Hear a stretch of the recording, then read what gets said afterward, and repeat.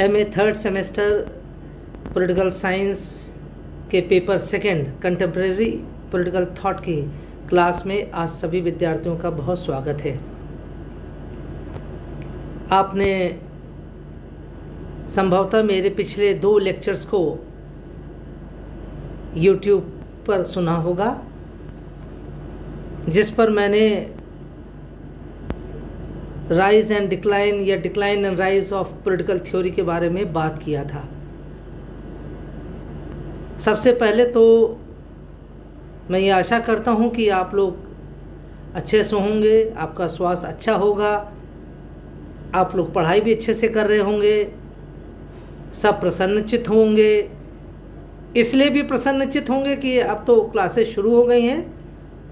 4 अगस्त के बाद से you must be knowing that classes of our department of PG third semester have started, and particularly I have been taking classes through these video lectures since August 4 और इस क्रम में मैंने CPT के 2 lectures अब तक मैंने आपके सामने प्रस्तुत किए हैं और संभवतः आपने उसको फॉलो भी किया होगा और संभवतः कुछ लाभ भी हुआ होगा। लेकिन हमने जो पिछली बारी आपसे जो बात किया था अपने 2 लेक्चर्स में, वो जो विषय हमने जिस बारे में आपसे बात किया था, that was about the decline in the rise of political theory, राजनीतिक सिद्धांत का पतन तथा अभ्युदय, इस संदर्भ में हमने बात किया था। लेकिन I was just going through the syllabus और उस सिलेबस में हमने देखा कि perhaps I started not from the very beginning, rather I took off virtually from the second unit. Though those issues were also very important that I had discussed with you in the last video lecture, लेकिन let us move out systematically. और आज के इस lecture में I would like to start from the very beginning, and when I reach the second unit, the topics that I have already dealt with you will not be repeated because those lectures are already there on the YouTube and you can always refer to those lectures, right? तो अभी तो जो आज थोड़ी सी हम आपसे बात करना चाहेंगे, that is right from the very beginning. और I had a few phone calls and a few messages also from the students of your semester asking about the syllabus as well as about the books. Contemporary political thought जो second paper है third semester का, it is a compulsory paper और इस संदर्भ में कुछ विद्यार्थियों के मेरे पास फ़ोन कॉल्स भी आए थे, मैसेजेस भी आए थे कि आप उसका सिलेबस हमको बता दीजिए और कुछ पुस्तकों के नाम भी बता दीजिए। देखिए, जहाँ तक पाठ्यक्रम या सिलेबस का प्रश्न है, let me tell you once again that all the syllabus are already there on the LU website and you can access the syllabus of all the papers of your third semester or maybe of the previous semesters as well that you have just passed now. तो सारे syllabus वहाँ मिल जाएंगे। लेकिन फिर भी on the request of some of the students थोड़ा सा मैं syllabus के बारे में एक रूपरेखा आपको दे देता हूँ, जिससे you must be aware of the issues that will be taken care of during my online lectures, है ना। तो जहाँ तक पाठ्यक्रम की बात है, तो पाठ्यक्रम में फर्स्ट यूनिट में जो फर्स्ट टॉपिक होगा that is about the positivism and the rise of scientific politics. Positivism and the rise of scientific politics अर्थात प्रत्यक्षवाद तथा वैज्ञानिक राजनीति का उदय, है ना। फिर से सुन लीजिए, positivism and the rise of scientific politics, this is about the first unit और फर्स्ट यूनिट का पहला टॉपिक है positivism and the rise of scientific politics अर्थात प्रत्यक्षवाद तथा वैज्ञानिक राजनीति का उदय। दूसरा जो टॉपिक है दैट इज द बिहेवियरलिज्म, व्यवहारवाद, और तीसरा टॉपिक है इसी यूनिट में पोस्ट बिहेवियरलिज्म अर्थात उत्तर व्यवहारवाद। तो फर्स्ट यूनिट में 3 टॉपिक्स हैं that will be taught to you, positivism and the rise of scientific politics, behaviouralism and post behaviouralism. अब सेकेंड यूनिट में कौन कौन सी है? पहला टॉपिक है उसमें रिवाइवल ऑफ पॉलिटिकल थ्योरी अर्थात राजनीतिक सिद्धांत का अभ्युदय या पुनर्जीवन, राजनीतिक सिद्धांत का अभ्युदय या पुनर्जीवन, रिवाइवल ऑफ पॉलिटिकल थ्योरी। और इसी को हम कहते हैं डिक्लाइन एंड रिवाइवल। रिवाइवल यानी पुनर्जीवन तभी होगा जब वो डिक्लाइन हुई होगी, है ना। तो ह्रास के बाद या पतन के बाद वो पुनर्जीवित होती है राजनीतिक सिद्धांत, तो इसीलिए रिवाइवल ऑफ पॉलिटिकल थ्योरी है। दूसरा टॉपिक जो होगा हन्ना अरेंट है ना, उसमें critic of behaviourism, violence, revolution, totalitarianism, है ना। हन्ना अरेंट का है critique of behaviourism, violence, revolution, totalitarianism, labour work action, उनकी थ्योरी है labour work action and republicanism. तो अन्ना अरेंट ये दूसरा टॉपिक होगा इसमें, अर्थात व्यवहारवाद की आलोचना, हिंसा, क्रांति, सर्वाधिकारवाद, लेबर वर्क एक्शन की थ्योरी, लेबर यानी श्रम, कार्य तथा क्रिया, है ना, श्रम, कार्य तथा क्रिया, लेबर वर्क एंड एक्शन। तीसरा टॉपिक है एरिक वोगलिन,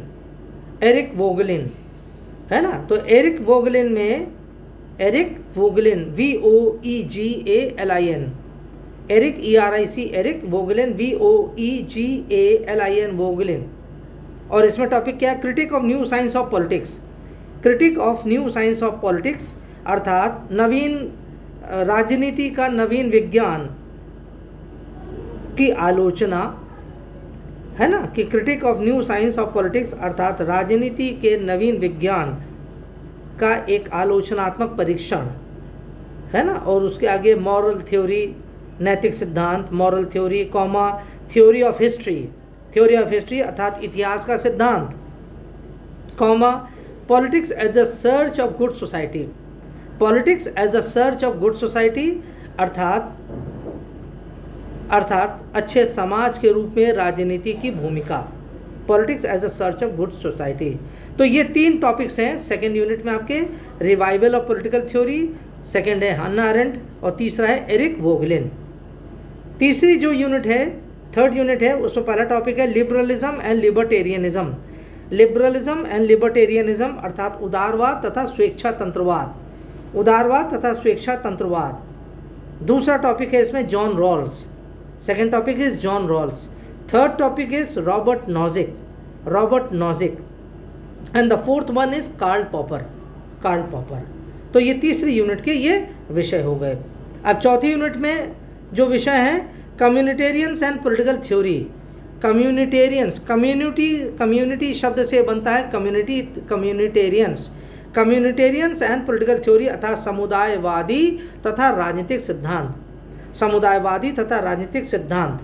दूसरा है चार्ल्स टेलर, दूसरा जो टॉपिक हो इसमें, टॉपिक क्या, इसी कम्युनिटेरियन थिंकर्स हैं चार्ल्स टेलर और माइकल वॉल्जर, है ना, कम्युनिटेरियंस एंड पॉलिटिकल थ्योरी, और इन्हीं के 2 विचारक हैं Charles Taylor and Michael Walzer. These are the topics that will be taken care of in your this paper। और संभवतः मुझे I am remembering that I have already told you about the syllabus, या संभवतः पिछले lecture में I have already gone through the syllabus with you and you might have noted down the syllabus as well. हाँ, कुछ पुस्तकों के नाम अवश्य लिख लीजिए, दैट इज़ इम्पॉर्टेंट, है ना। आप कौन कौन सी पुस्तकों का आप सहारा ले सकते हैं? पहले तो 1-2 बाहर की किताबों का नाम पता होना चाहिए। एक किताब है एलन फिनलेसन, एलन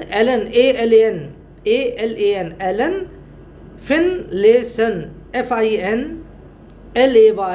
FINLAYSAN, फिनलेसन। फिर से सुनिए, एलन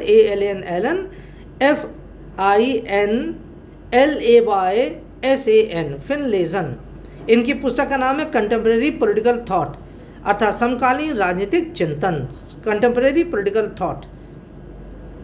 दूसरी पुस्तक है और वो पुस्तक है जेम्स गोल्ड की, James JAMES, James Gould, GOULD,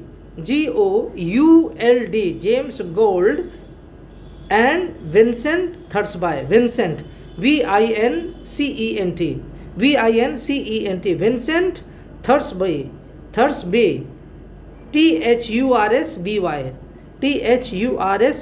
थर्सबे। और इनकी भी पुस्तक का नाम है contemporary political thought. And obviously both this books are in English, है ना, बाहर की पुस्तकें हैं इसलिए अंग्रेजी में है। Now let us come to the Indian books that is of more relevance to you. इसमें पहली पुस्तक है बाय OP गौबा की पुस्तक है कंटेम्प्रेरी पॉलिटिकल आइडियोलॉजीज। ये पुस्तक हिंदी में भी उपलब्ध है। ध्यान रखिएगा OP गौबा की अधिकांश पुस्तकें अंग्रेजी तथा हिंदी दोनों में है ना, तो इसलिए OP गौबा की जो पुस्तक है कंटेम्प्रेरी पॉलिटिकल आइडियोलॉजीज, है ना, ये अंग्रेजी दोनों और हिंदी दोनों में है। दूसरी पुस्तक है अगेन बाय OP गौबा, समकालीन राजनीतिक सिद्धांत। This is a good book and this is directly related to your this paper. OP Gauba की पुस्तक है समकालीन राजनीतिक सिद्धांत, ये हिंदी में पुस्तक है। अगली पुस्तक जो है JC जौहरी की है, पॉलिटिकल थ्योरी, अंग्रेजी में पुस्तक है JC जौहरी पॉलिटिकल थ्योरी। अच्छा, अब देखिए जौहरी साहब की पुस्तक भी अधिकांश अंग्रेजी तथा हिंदी दोनों में होती है। तो JC जौहरी की जो पुस्तक है पॉलिटिकल थ्योरी, इसका राजनीतिक सिद्धांत हिंदी का वर्जन उपलब्ध है मार्केट में। नेक्स्ट पुस्तक जो अगली पुस्तक है श्री प्रकाश मणि त्रिपाठी, ये गोरखपुर विश्वविद्यालय में प्रोफेसर हैं राजनीति विज्ञान के, श्री प्रकाश मणि त्रिपाठी। इनकी पुस्तक है समकालीन राजनीतिक चिंतन, ये इनकी पुस्तक का नाम है। और ये पुस्तक भी बड़ी लाभदायक होगी आपके लिए, इसमें बहुत कुछ आपको मटेरियल मिल जाएगा। एक पुस्तक और अच्छी है बाय नरेश दधीची, है ना, नरेश दधीची, ये भी पॉलिटिकल साइंस के प्रोफेसर हैं राजस्थान यूनिवर्सिटी में, और इनकी भी पुस्तक है समकालीन राजनीतिक चिंतन बाय नरेश दधीची।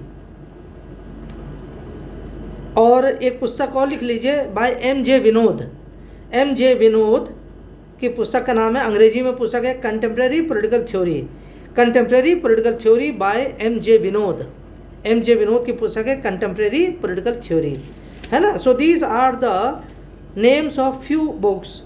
और एक पुस्तक और है सुशीला रामास्वामी की, I am not very sure about the name of the book, but again this book is on political theory, may be contemporary political theory और पॉलिटिकल थ्योरी, है ना। तो सुशीला रामास्वामी की पुस्तक है, इसको भी आप देख सकते हैं मार्केट में या टैगोर लाइब्रेरी में, ठीक है ना। तो ये इतनी पुस्तक हैं, आपको इससे बड़ी सहायता मिल जाएगी and most of the topics would be covered in all these books, है ना। तो ये आपका विषय है, आपका सिलेबस है और साथ साथ ये आपकी कुछ पुस्तकें हैं। अच्छा, अब देखिए जब हम बात करते हैं कंटेम्प्रेरी पॉलिटिकल थॉट अर्थात समकालीन राजनीतिक चिंतन, अब जब हम कहते हैं समकालीन राजनीतिक चिंतन, इसका तात्पर्य ये है कि जब हम समकालीन कह रहे हैं तो इसका पिछला भी तो कुछ होगा, कुछ यानी प्राचीन होगा, कुछ मध्यकालीन होगा, तभी तो वो आधुनिक है। तो समकालीन राजनीतिक चिंतन, देखिए अभी हम आपसे बात कर रहे हैं इस विषय पर, लेकिन I think that I have already delivered a lecture on this topic, may be I have not uploaded that video on the YouTube, लेकिन फिर भी I am not very sure. अब तो चूँकि अब आपसे बात हो ही रही है इस ऑनलाइन वीडियो चैनल पे, इस पर यूट्यूब पर बात हो रही है, तो let us take this topic once again. थोड़ा सा डिफरेंट ही होगा, सारी चीज़ें एकदम सेम नहीं होती है। Whenever you are again discussing the same topic, everything will not be verbatim. तो जब हम बात करते हैं समकालीन राजनीतिक चिंतन, तो दोनों में यहाँ पर अंतर क्या है, समकालीन राजनीतिक चिंतन क्या है और जो समकालीन नहीं था वो चिंतन कैसा था, ये हमें जानना चाहिए। देखिए जो पहले का जो चिंतन था और जो आज का चिंतन में बहुत अंतर हो गया है। प्राचीन काल में जो राजनीतिक चिंतन था, उस चिंतन को मूल रूप से जाना जाता था ग्रीक पॉलिटिकल थॉट के रूप में, यूनानी राजनीतिक चिंतन जिसमें सुकरात, प्लेटो और अरस्तु का नाम आता है। दूसरा एक जो पड़ाव आता है प्राचीन राजनीतिक चिंतन में, वो है Roman thought, Roman political thought, अर्थात रोमकालीन राजनीतिक चिंतन, जिसमें सिसरो हैं, पॉलीबियस है, सेनेका हैं, ये सारे ये विचारक हैं। ये दूसरा एक वो पड़ाव आता है। और फिर मध्यकालीन आता है। मध्यकाल में राजनीतिक चिंतन की जो विचारधारा थी, जो शैली थी, वो अलग प्रकार की थी। फिर उसके बाद आधुनिक राजनीतिक चिंतन आता है, और आधुनिक राजनीतिक चिंतन कब आता है? 15वीं शताब्दी के बाद आता है। ये सब हम बात कर चुके हैं। संभवतः आई एम नॉट वेरी श्योर कि हमने उसको अपलोड किया कि नहीं अपलोड किया है। फिर भी चलिए, तो ये एक आधुनिक राजनीतिक चिंतन है जो 15वीं शताब्दी से आरंभ होकर और लगभग आज के समय तक ये चल रहा है। और लेकिन जब हम 20वीं शताब्दी में आते हैं तो यहाँ आधुनिक राजनीतिक चिंतन के स्थान पर समकालीन राजनीतिक चिंतन ये नाम आ जाता है। अब बात ये आती है कि जब हम यूनान जगत के राजनीतिक चिंतन के विषय में विचार विमर्श करते हैं तो वहाँ पर चिंतन की जो धारा थी, चिंतन की जो दिशा थी, वो एक मूल रूप से दार्शनिक हुआ करती थी। तभी तो आप सुकरात के विषय में आपने पढ़ा है, प्लेटो के विषय में पढ़ा है, अरस्तु को जानते हैं आप बहुत भली प्रकार से, बीए से पढ़ते आ रहे हैं, और अब हमें एमए में भी आपने पढ़ा है और पढ़ भी रहे हैं वर्तमान में। जो सुकरात का या जो प्लेटो का जो मूल विषय था, the search for an ideal state, the search for a philosopher ruler, the search for a ideal system of education, the concept of ideal justice, ये सब वो विषय है जो ये बताता है कि प्राचीन समय में जो राजनीतिक चिंतन था वो आदर्श परक था, वो मूल्य परक था, वो नैतिकता और चारित्रिक निर्माण से संबंधित वो विचारधाराएं हुआ करती थीं। इसलिए प्राचीन समय में, प्राचीन काल में, चाहे हम यूनान जगत के विचारधारा को देखें, राजनीतिक चिंतन को देखें, चाहे रोम के देखें, चाहे भारतीय दृष्टिकोण के संदर्भ में देखें, सब जगह जितनी भी प्राचीन सभ्यताएं थीं, सब जगह लगभग एक प्रकार का चिंतन होता था, और वो नैतिकतावादी चिंतन, मूल्यपरक चिंतन होता था। चाहे वो रोम रहा हो, चाहे यूनान रहा हो, चाहे भारत रहा हो, चाहे अन्य महत्वपूर्ण प्राचीन सभ्यताएं रही हों। और इसीलिए प्राचीन समय में दर्शन का स्थान बहुत ऊपर होता था। यूनान जगत में चिंतन के क्षेत्र में दर्शन का स्थान बहुत उच्च था। चाहे हम उसको सोफिस्ट विचारक के रूप में देखें, आपने सुना होगा पाइथागोरस का नाम, आर्किमिडीज का नाम, सेफेलस का नाम, पॉलीमार्कस का नाम, ये सब बहुत बड़े बड़े चिंतक हुआ करते थे, और इनका सीधा संवाद सुकरात से होता था। इसलिए इनके द्वारा जो कुछ कहा गया दर्शन के क्षेत्र में, उसी से राजनीतिक सिद्धांत या उसी से सिद्धांतों का निर्माण होता है। न्याय का जो दर्शन है सुकरात का, प्लेटो का, बाद में उसी से न्याय के सिद्धांत निकल कर आते हैं। जैसे अरिस्टोटल ने कहा था, अरस्तु ने कहा था, डिस्ट्रीब्यूटिव जस्टिस के बारे में कहा, पॉलिटिकल जस्टिस के बारे में कहा, रेक्टिफिकेटरी जस्टिस के बारे में कहा। तो अनेक प्रकार के जो न्याय के सिद्धांत जो प्लेटो ने दिया, उसका कहीं ना कहीं सीधा संबंध प्लेटो के न्याय का दार्शनिक सिद्धांत से अवश्य जुड़ा है। और इसलिए अधिकांश इस बात को लेकर यह तर्क वितर्क होता है कि पॉलिटिकल फिलॉसफी और पॉलिटिकल थ्योरी में क्या संदर्भ है, क्या संबंध है। What is the relationship between political philosophy and political theory. कई लोग कंफ्यूज्ड भी रहते हैं इसमें, और हो सकता है there can be a room for confusion if we are not having a proper perception or proper understanding of the two terms। देखिए, जब हम पॉलिटिकल फिलॉसफी के बारे में बात करते हैं, राजनीतिक दर्शन के बारे में बात करते हैं, तो राजनीतिक दर्शन आप कह लें बहुत गूढ़ और बहुत ही गहराई में जाकर किसी विषय का आकलन करने वाला, विश्लेषण करने वाला विषय होता है। Philosophy is very deep and introspective. राज्य का दर्शन हो, न्याय का दर्शन हो, शासक का दर्शन हो या शासन का दर्शन हो, ये बहुत ही गूढ़ विषय होता है। ये बहुत ज़्यादा दार्शनिक भी हो सकता है, दार्शनिक होता ही है। और इसलिए प्राचीन समय में जिस भी विषय पर विचार विमर्श होता था, वो अधिकांश वो दर्शन के रूप में सामने आता था।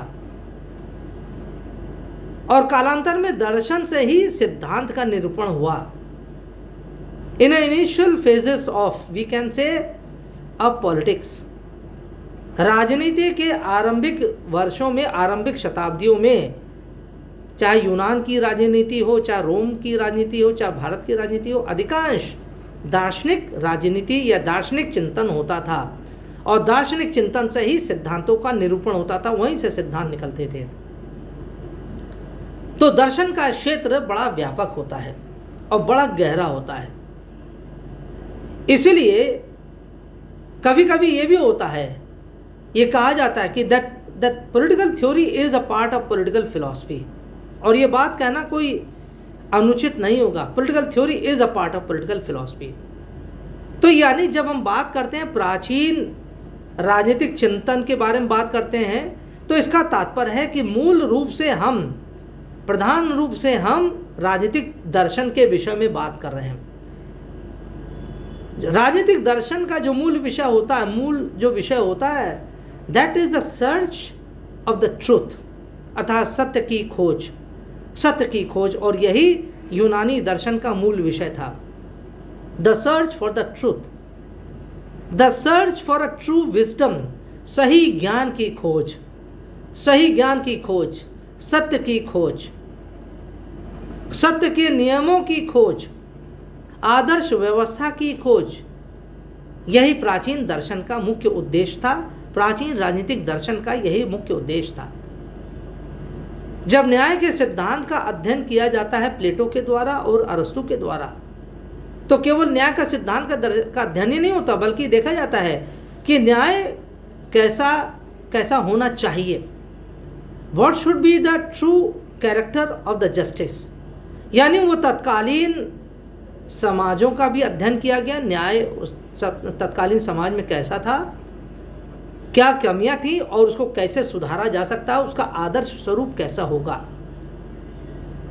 इसलिए राजनीतिक दर्शन को हम लोग को ऐसा नहीं समझना चाहिए कि केवल वो काल्पनिक विचारों पर आधारित रहता है। This will not be a correct proposition to say that political philosophy is always based on introspection or imagination. Rather, political philosophy carries a greater part of the political reality as well. आखिर जब प्लेटो ने अपने समय के समाज में जब देखा होगा कि न्याय की क्या कमियां हैं, जिस न्याय की व्यवस्था के कारण ही उसके गुरु सुकरात को मृत्यु दंड दे दिया जाता है, उस न्याय व्यवस्था पर प्लेटो ने गंभीर प्रश्न उठाए और कहा कि this could not be the actual form of system of justice. न्याय की अगर सही स्वरूप अगर हमें प्राप्त करना है तो हमें उसकी कमियों को समझना होगा और उसके निराकरण के लिए उपाय देखना होगा, करना होगा और एक आदर्श व्यवस्था की ओर चलना होगा। तो भले ही नाम पॉलिटिकल फिलॉसफी है, लेकिन philosophy does not mean that it is imaginative, that it is speculative, that it is always based on utopianism. ऐसा नहीं है। राजनीतिक दर्शन जहाँ पर कल्पना पर आधारित होता है, बिल्कुल सही है, जहाँ पर आदर्शों की ओर बढ़ता है, लेकिन साथ ही साथ वो पहले धरातल पर रहकर उस व्यवस्था का अध्ययन करता है, उसकी कमियों को देखता है और फिर उसके आगे चलता है आदर्श व्यवस्था की ओर। तो ये अधिकांश ये जो आलोचना कही जाती है कि that political philosophy is cut off from the reality is not correct. ये आलोचना बिल्कुल तर्कसंगत नहीं है कि राजनीतिक दर्शन बिल्कुल कल्पनावादी है, केवल वो मूल्यों तक सीमित है। मूल्य तो है ही है, उससे मूल्य परक तो दर्शन है ही है, लेकिन पहले वो यथार्थ का भी अध्ययन करता है और यथार्थ में जो कमियां होती हैं उस कमियों को दूर करके वो एक आदर्श व्यवस्था की ओर बढ़ता है। ये तो है आप कह लिए अर्वाचीन राजनीतिक चिंतन, यानी प्राचीन और अर्वाचीन, है ना, यानी एंशंट और मॉडर्न।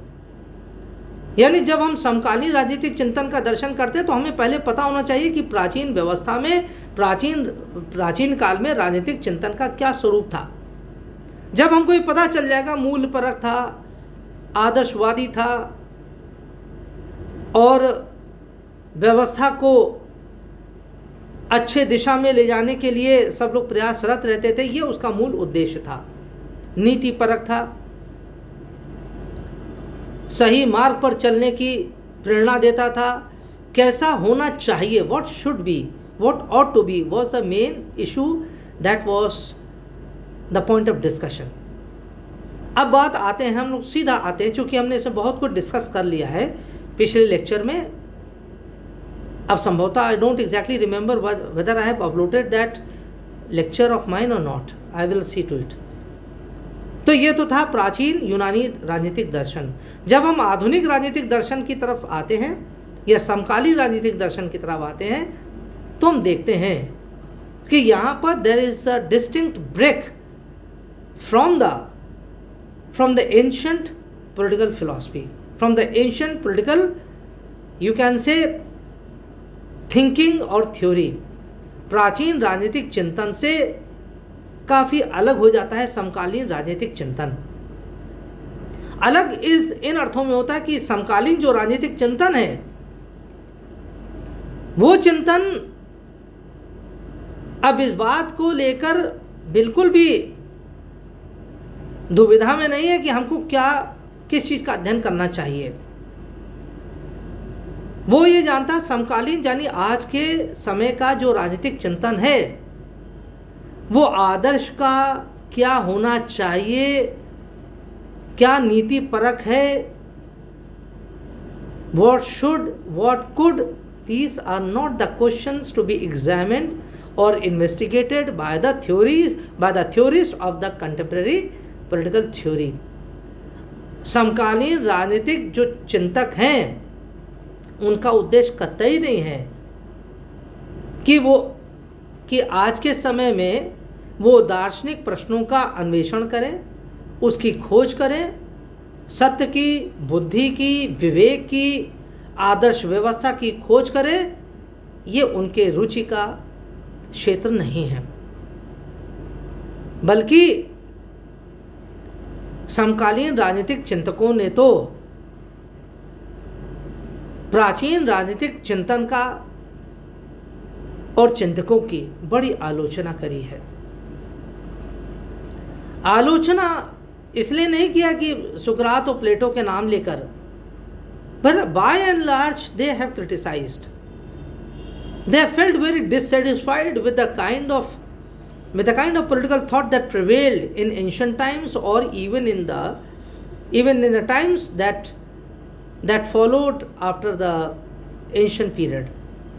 प्राचीन समय से आगे का जो समय आता, मध्यकाल का, इवन आधुनिक काल में भी जो समय आया, और आधुनिक काल में भी बहुत कुछ आदर्शवादी चिंतन बना रहा।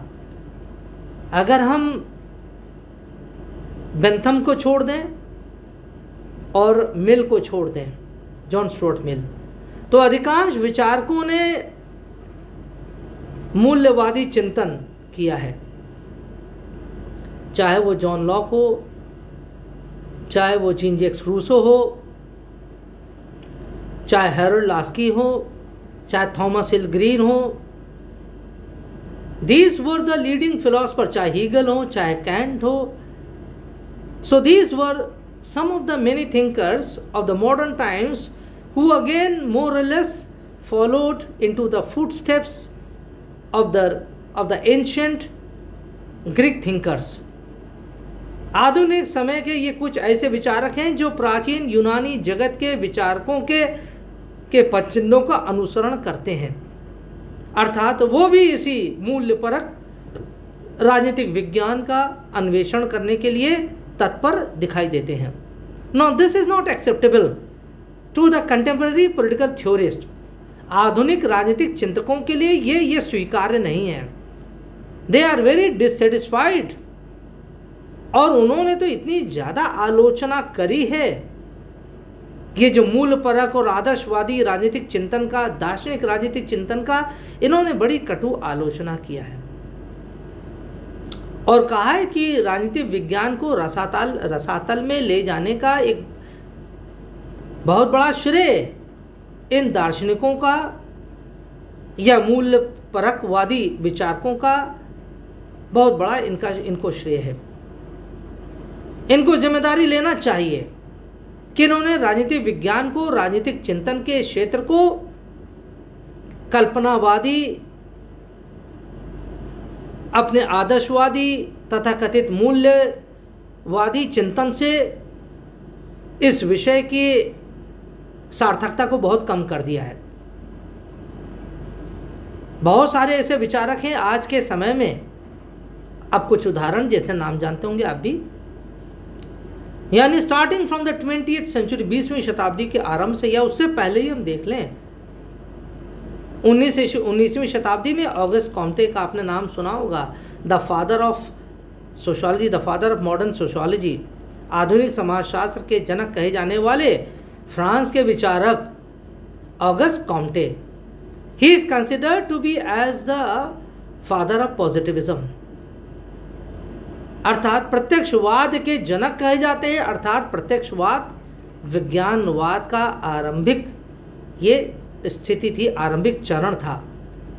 With the positivism started the rise of scientific study of politics. प्रत्यक्षवाद के आरंभ से ही वैज्ञानिक राजनीति के अध्ययन का उदय आरंभ हो गया। 19वीं शताब्दी के ये विचारक थे फ्रांस के ऑगस्ट कॉम्टे, और इन्होंने जब ये समाजशास्त्र में इस विचारधारा को लाए, वैज्ञानिक विचार